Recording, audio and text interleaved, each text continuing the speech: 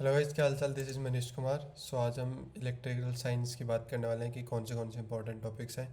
Electrical science में भी बहुत सारे लोगों के लिए हार्ड साबित हो सकता है और हार्ड होता भी है थोड़ा सा, क्योंकि अगर आप रेगुलर प्रैक्टिस वगैरह नहीं करते हो, इसमें कुछ थोड़ी सी भी चीज़ अगर अंडरस्टैंड नहीं करते हो तो इलेक्ट्रिकल साइंस में थोड़ा सा दिक्कत आती है।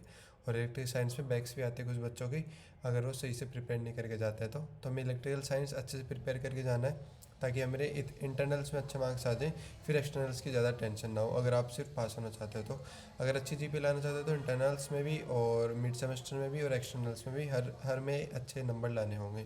अगर आप इलेक्ट्रिकल साइंस में सिर्फ पास होना चाहते हो तो मेक श्योर कीजिए कि मिड सेमेस्टर्स में अच्छे से अच्छे नंबर ले आओ, ताकि इंटरनल में अच्छे आ जाए, बाकी एंड सेमेस्टर के लिए इतनी टेंशन ना हो। रेस्ट आपको एंड सेमेस्टर की भी बाकी टेंशन तो लेनी पड़ेगी, थोड़ी बहुत तैयारी तो करनी पड़ेगी, ताकि थोड़ी सी अच्छी जीपी बन जाए, ताकि आगे के लिए थोड़ा अच्छा रहे आपके लिए। तो अभी हम यूनिट 1 यूनिट 2 के मोस्ट इंपॉर्टेंट देखने वाले हैं। सबसे पहले तो हम थेवेनिन्स थ्योरम और नॉर्टन्स थ्योरम और सुपरपोजिशन थ्योरम, तीनों थ्योरम मोस्ट इंपॉर्टेंट है। तीनों थ्योरम आपको पढ़ के जानी, इसके फॉर्मूला वगैरह पढ़ के जाने, इससे रिलेटेड कोई भी डायग्राम वगैरह है तो वो भी पढ़ के जाने हैं। ये तीनों थ्योरम तो आपको बिल्कुल नहीं छोड़नी है, और इन तीनों में से मतलब सारी इंपॉर्टेंट है, ये तीनों इंपॉर्टेंट है। आई विल सजेस्ट कि तीनों अच्छे से करके जाओ तो थोड़ी बेटर अंडरस्टैंडिंग लेके जाओ। ये थ्योरम आगे जाके और भी यूज़ होती हैं, यही नहीं कि यही यूज़ होती है। इन थ्योरम को यूज़ करिए और थ्योरम्स वगैरह और फार्मूलाज वगैरह और थोड़े आपके कंसेप्ट्स वगैरह बिल्ड होते हैं। तो ये तीनों तो आपकी बेस हैं, ये तो आपको करके जानी होंगी। और इनके स्टेटमेंट्स, इनके फार्मूलाज, ये कैसे यूज़ होती हैं, इनके एप्लीकेशंस क्या हैं, ये तीनों चारों चीज़ें आपको करके जानी होंगी इन तीनों थ्योरम में। बाकी नोट्स वगैरह के लिए आपको पता ही कि इस वेबसाइट पे जा सकते हो। इस वेबसाइट पे अगर नहीं भी मिलते हैं, अच्छे नहीं मिलते, तो syllabusx.live करके उस पर चले जाओ। और भी 2-3 वेबसाइट्स मिल जाएंगी, तो आपको कंटेंट की कहीं भी कमी नहीं मिलेगी। आपको बहुत सारी चीज़ें हैं, कहीं भी कमी नहीं मिलेगी। कमी अगर लास्ट में होगी तो वो आप में ही होगी, आपने पढ़ा नहीं ढंग से। इसके बाद अगर किर्चॉफ्स लॉ की बात करें तो ये भी मोस्ट इंपॉर्टेंट है, ये हर जगह यूज़ हो जाता है, कहीं भी चले जाओ आप, हर जगह यूज़ हो जाता है। Same nodal and mesh analysis, कोई भी आप सर्किट डायग्राम बना रहे हो, नोडल और मैश एनालिसिस यूज़ हो ही जाता है। तो बेटर रहेगा कि इन सबको करके जाओ। सीरीज एंड पैरेलल सर्किट्स, ये सीरीज एंड पैरेलल सर्किट्स को अगर आपने पढ़ा होगा थोड़ा बहुत भी, तो इनको यूज़ करके और बड़े बड़े सर्किट्स बनते हैं, ये थोड़े बेस हैं। तो अगर आप ये कर लोगे तो थोड़ी और अंडरस्टैंडिंग में हो जाएगी आपको, थोड़े एडवांस टॉपिक की तरफ भी आप आगे जा सकते हो। बट ये करने बहुत ज़रूरी हैं, इनके अलावा तो कुछ हो ही नहीं सकता, ये मोस्ट इंपॉर्टेंट इसलिए मैं डले हैं। R C and L C circuits जो टाइम डोमेन एनालिसिस में होते हैं, तो ये आपको करके जाना है, इनके आने के चांसेस हो सकते हैं। जो ये वो चीज़ें हैं, ये और इससे पहले वाली ये वो चीज़ें हैं, वो बिल्कुल छोड़ने लायक नहीं है, आपको करके ही जाने पड़ेंगे, ये बिल्कुल छोड़ने लायक नहीं है। इसके बाद हम यूनिट 2 की अगर बात करें, वोल्टेज एंड करंट रिलेशन है, स्टार एंड डेल्टा कनेक्शन। सबसे पहले तो स्टार्ट नहीं है, स्टार है। स्टार और डेल्टा कनेक्शंस देख लो कि क्या क्या होते हैं, कैसे फॉर्म होते हैं, कैसे बनते हैं। उसके बाद वोल्टेज और करंट रिलेशन की करंट, इन दोनों के बीच की रिलेशन निकालना सीखो कि कैसे निकलते हैं रिलेशन। फार्मूलाज थोड़े अच्छे ढंग से याद करो, थोड़ा लिख लो कॉपी में सारे फार्मूलाज, उसको डेली रिवाइज करो। इलेक्ट्रिकल साइंस में यही कर सकते हैं, ये बस इसी ईयर सब्जेक्ट है, इसके बाद नहीं होगा। तो एक बार ही आपको सफ़र करना पड़ेगा, और अगर बैकलॉग आ गई तो फिर अगले साल वापस से पढ़ना पड़ेगा। तो बेटर है कि आप अभी से करने लग जाओ, अभी से थोड़ा पढ़ने लग जाओ, ताकि आगे जाके सफ़र ना हो।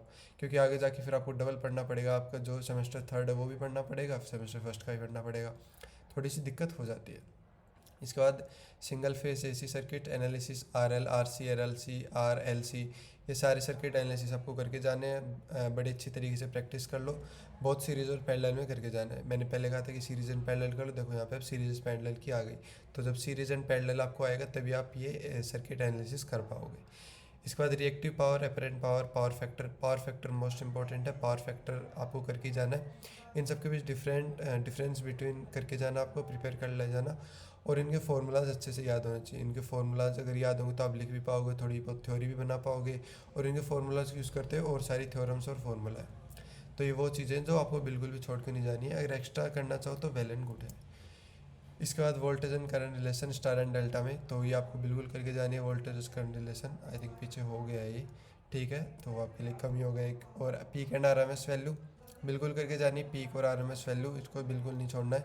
और इंडक्शन मोटर्स के बारे में थोड़ा बहुत पढ़ जाना, इसकी स्टार्टिंग, इंडक्शन मोटर का डायग्राम क्या होता है, वो वर्क कैसे करता है, उसके एप्लीकेशन क्या है, उसके प्रिंसिपल क्या है, ये सारी चीज़ें आपको पढ़ के जानी है। ये वो चीज़ें आप बिल्कुल नहीं छोड़ सकते, मैं बार बार कह रहा हूँ, ये तो बिल्कुल ही मत छोड़ के जाना। बाकी और कुछ पढ़ना चाहो तो वेल एंड गुड है, आपके लिए एक एड ऑन एडवांटेज ही रहेगा।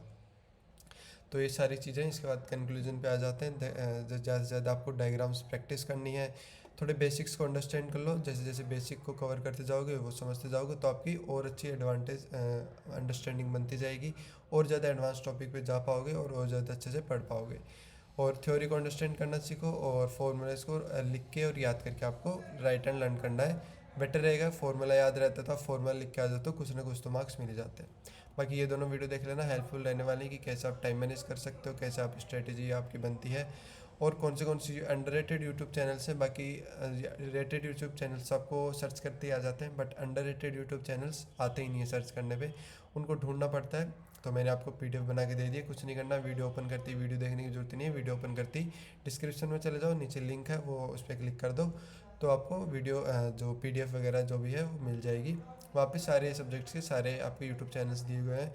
उन यूट्यूब चैनल से आपकी यूनिवर्सिटी सिलेबस के अकॉर्डिंग पढ़ना है, मेन बात यही रहती है। बहुत सारे बच्चे यूनिवर्सिटी सिलेबस के अकॉर्डिंग नहीं पढ़ते, आउट ऑफ सिलेबस धीरे धीरे पढ़ने लग जाते हैं, तो वो बहुत ही गलत होगा। वो भी कम टाइम बचा अपने पास, और उसके अंदर भी आप यूनिवर्सिटी सिलेबस के अकॉर्डिंग नहीं पढ़ रहे हो, तो अपने लिए डिसएडवांटेज रहने वाला है। तो मेक श्योर कीजिएगा आप यूट्यूब चैनल जो भी फॉलो कर रहे हैं उसके अंदर सिर्फ सिलेबस से मैच करते हुए आप आगे बढ़ते जाएं। जरा सा भी आपको लगे कि सिलेबस से बाहर है तो उसको बिल्कुल मत पढ़ो, कंफ्यूज तो बिल्कुल नहीं होना है। इसके बाद बस यही था आज के लिए, यही था टॉपिक्स वगैरह। बाकी कोई और सब्जेक्ट्स भी 2-3 बचे हुए हैं तो वो आप ज़रूर ट्राई आउट कर लीजिएगा, और हम भी डालने की कोशिश करूँगा, मैं भी डालने की कोशिश करूँगा कि जल्दी जल्दी डल जाए सारे इंपॉर्टेंट टॉपिक्स। ऑलरेडी शायद केमिस्ट्री का डल चुका है, इलेक्ट्रिकल साइंस का भी डल गया, और प्रोग्रामिंग इन सी वगैरह का डल जाएगा। तो I wish you good luck, और अच्छे से करके आना, इसमें बैकलॉग नहीं आनी चाहिए। तो अब अभी के लिए इतना ही, मिलता है आपको नेक्स्ट वीडियो में। Till then bye, take care, keep learning, keep studying.